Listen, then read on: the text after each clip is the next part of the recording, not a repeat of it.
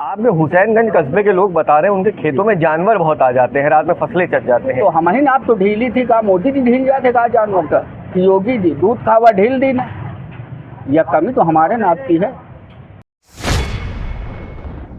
नमस्कार, नवभारत टाइम्स की चुनाव यात्रा कानपुर से आज आ गई है फतेहपुर। फतेहपुर वो ज़िला है जहां कभी वीपी सिंह ने जीतकर देश में मंडल की राजनीति को आगे बढ़ाया था। इस फतेहपुर में पिछले 2 बार से साध्वी निरंजन ज्योति प्रत्याशी हैं। भारतीय जनता पार्टी ने साध्वी निरंजन ज्योति को फिर से टिकट दिया है। फतेहपुर के हुसैनगंज कस्बे के लोगों से हम ये जानने की कोशिश करते हैं गांव के क्या माहौल है, क्या मुद्दे हैं और वो किस पार्टी को वोट देने का मन बना रहे हैं। हमारे साथ कुछ ऐसे ही लोग मौजूद हैं। क्या इस बार चुनाव के मुद्दे हैं आपके, किसको वोट देंगे? बीजेपी। क्यों? उन्हीं का राज्य है, मतलब वही अच्छे हैं। आपको किसी सरकारी स्कीम का फायदा मिल रहा है? नहीं। फिर भी बीजेपी को वोट दे रहे हैं, मन में क्या है आपके? यही सरकार सही लगती है। क्या नाम है आपका? राम बाबू। राम बाबू जी, किसको वोट देने का मन बनाया है? अरे मोदी जी का समझो का है। क्यों, आपको कोई किसान सम्मान निधि मिल रही है किसी सरकारी? मिल तो नहीं रही, लेकिन दे रहे उन्हीं को। अच्छा, विपक्ष के किसी वादे पर आपको दम लग रहा है? अरे अभी तो कुछ समझ में नहीं आ रहा, चूंकि प्रत्याशी रहे तो अभी कुछ समझे नहीं आ रहा, अभी कुछ समझ में नहीं आ रहा। आपका क्या नाम है, किसे वोट देंगे? हम तो बीजेपी में जाते। बीजेपी को क्यों देंगे? क्या आपके खेतों में कोई जानवर नहीं जाते हैं? नहीं, हमको किसान सम्मान निधि मिल ही रही जी। और इसके बाद हमारे गांव का जो रोड वगैरह उसको विकास हो गया है, टंकी की लग गई। राशन का फायदा मिला है आपको? हाँ, राशन मिलता है। हुसैनगंज कस्बा किस तरफ जा रहा है? अब ये तो हमारा गांव नहीं, हमारा गांव मवई है। मवई के लोग क्या सोच रहे हैं? अभी तो और भाई, अब हम तो बीजेपी को देंगे ना। जी सर। क्या नाम है आपका? हनुमत सिंह। हनुमत जी, किसको वोट देंगे, क्या मन बनाए, मुद्दे क्या हैं आपके? मुद्दे क्या, सम्मान निधि भी मिल रही है, राशन भी मिल रहा है, सरकार ठीक है। अच्छा, तो किसको वोट देने का फैसला किया है? बीजेपी। समाजवादी पार्टी, कांग्रेस के जो तमाम वादे हैं उनमें से कोई वादा आपको पसंद आ रहा है? नहीं, हमका तो कौनो नहीं अभी पढ़े मावा सामने के कौनो वादा पूरे हुए। कोई प्रत्याशी आपके पास आया? कैंडिडेट नहीं है तो प्रत्याशी कहाँ से आ जाइए अभी। अच्छा, आप में हुसैनगंज कस्बे के लोग बता रहे हैं उनके खेतों में जानवर बहुत आ जाते हैं, रात में फसलें चट जाते हैं। तो हम ही नाप तो ढीली थी, कहा मोदी जी ढील जाते, कहा जानवर का कि योगी जी दूध खावा ढील दी ना, यह कमी तो हमारे नाप की है।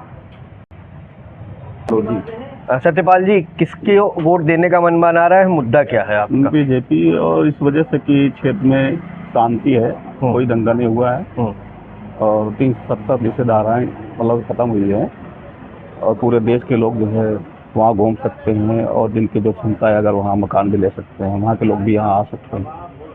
और समस्या जैसे जानवरों वाली है, तो जानवरों की समस्या तो है, किसान पीड़ित भी है लोग, लेकिन उम्मीदें हैं लोगों की इस बार जो है समस्या कुछ हल हो जाए। अच्छा, 2 बातें कही जाती है कि लोधी समाज परंपरागत रूप से भाजपा का वोटर है। इस बार लोधियों में कुछ नाराजगी दिख रही है। आप लोधी समाज से आते हैं, आपका क्या सोचना है इस विषय में? नहीं, 70 से 60-70% वैसे भी वोट कर पड़ेगा लोधी जो है, और इस बार भी वोट करेगा इनको। कुछ जगहों पर युवक कहते हैं कि बेरोजगारी है, काम नहीं है, आपका क्या कहना है इस विषय पर? बेरोजगारी पहले भी रही है और इस बार जो जिससे कि लोगों की ये तो अफवाह है, मैं तो कहूँगा अफवाह है, और जैसे पहले था और उससे कुछ सुधार हुआ है, लोगों को रोजगार मिल रहा है, भले ही प्राइवेट हो लेकिन रोजगार मिलता है।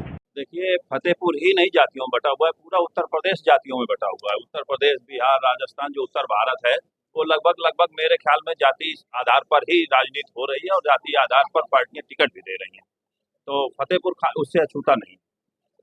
सर, जब मैं आ रहा था तब बाहर देखा आपके नाम के ऊपर लिखा हुआ था, आपके चैम्बर का नाम न्याय कुंज है, तो क्या फतेहपुर के नेता और फतेहपुर के मतदाता क्या लोकतंत्र के प्रति न्याय करते दिख रहे हैं? देखिए, ऐसा है कि कभी कभी परिस्थितियां ऐसी हो जाती हैं कि मतदाता खुद भ्रमित हो जाता है। उसको ये नहीं समझ में आता है कि मैं धर्म के नाम पे वोट दे जाऊं, कि आस्था के नाम पे वोट दे जाऊं, कि विकास के नाम पे वोट दे जाऊं, कि अस्पताल के नाम पे वोट दे जाऊं, कि यूनिवर्सिटी बनाने के नाम पे वोट दे जाऊं। वर्तमान परिस्थितियां ऐसी हैं कि मुझे ऐसा लगता है कि मतदाता बहुत ज्यादा अपने स्वस्थ मन से जो है मत देने की स्थिति में नहीं है, भ्रमित ऐसा महसूस हो रहा है। ऐसे कौन से मुद्दे जिससे मतदाता भ्रमित?